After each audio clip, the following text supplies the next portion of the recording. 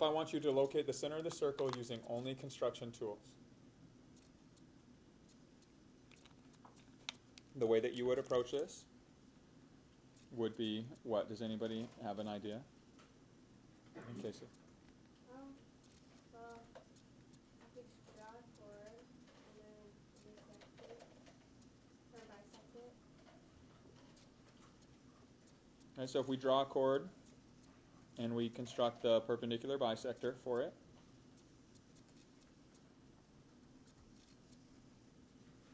there's a couple things that we know about this intersection now, or this perpendicular bisector.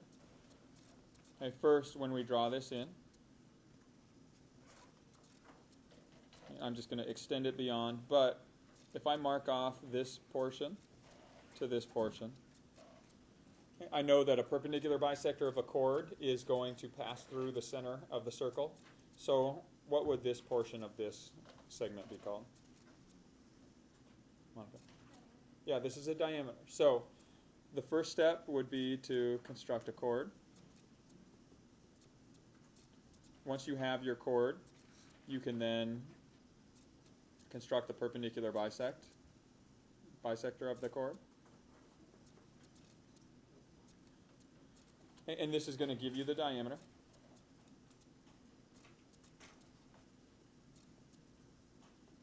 Once you have your diameter, you have two options for finding the center. What's one possibility?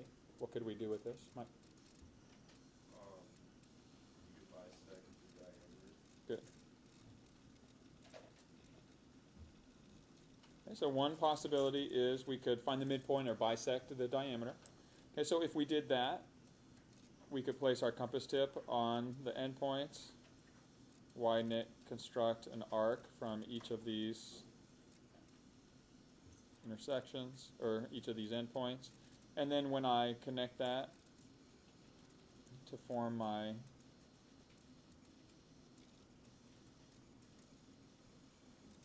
perpendicular, or my midpoint, I now know that this location will be the center of my circle. So that's one possibility. Doug, what would be another?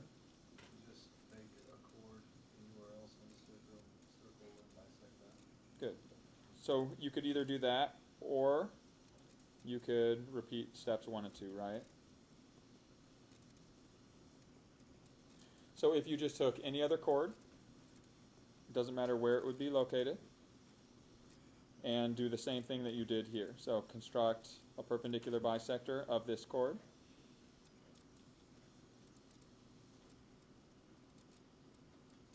So from each of these endpoints, construct an arc, and when I connect those,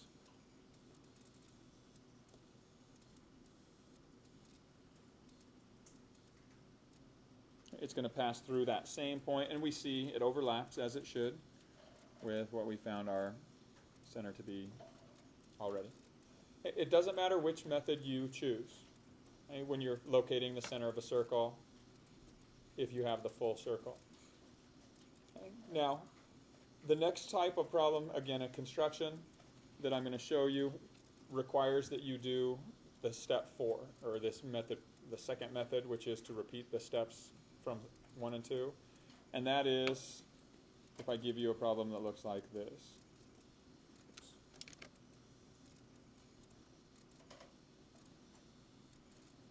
Right, if I gave you a partial circle, and let's say it's some portion of a circle, so like a broken piece of a circle, and I asked you to find some measure relating to the circle itself. So I might ask, what was the circumference of this original circle? What's the diameter of the original circle? What's the radius of the original circle? If you do the steps 1 and 2, so again, if we start by constructing a chord, constructing the perpendicular bisector of that chord, construct the perpendicular bisector of this chord, what you wind up seeing is you know that your diameter lies somewhere on this, or the center is going to lie somewhere on this perpendicular bisector. You know the diameter is going to start right here, but do you know where the diameter is going to end? No. So you can't bisect a diameter because you don't know where the diameter is going to be. Bless you. So what you have to do here, you are actually forced to redo. Right? And if you're setting this up, again, it doesn't matter. The chords that you draw can overlap. And so I could draw this chord and bisect it, or construct the perpendicular bisector. Okay, there's no specific rule for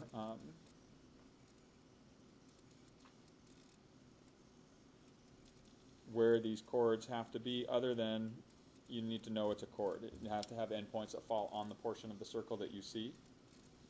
And so if we find the perpendicular bisector here, it allows us now to locate the center of this circle. And so if I ask you, even another possibility would be to complete this circle.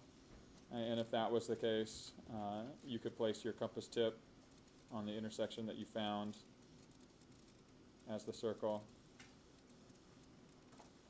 widen your compass, and again, you can complete your circle that way as well. Okay.